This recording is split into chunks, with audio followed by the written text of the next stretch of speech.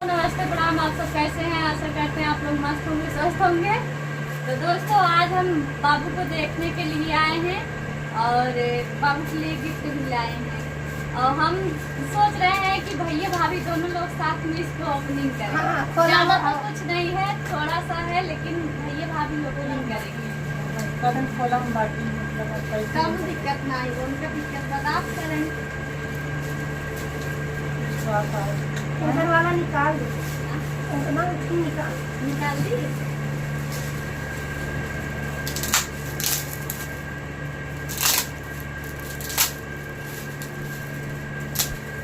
पहले के देखे, पहले ऑडियंस देखे, पहले हम देखे, पहले ऑडियंस देखा।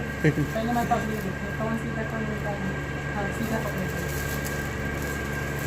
तो तेरी चांस लग गया।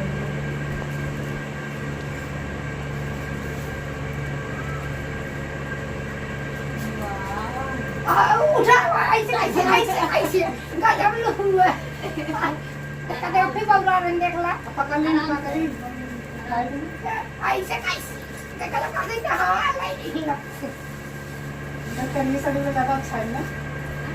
एंकर फुट रही है निकाल तब ले भाई की तब उठेंगे नहीं, हम कहा थे रीना दीदी के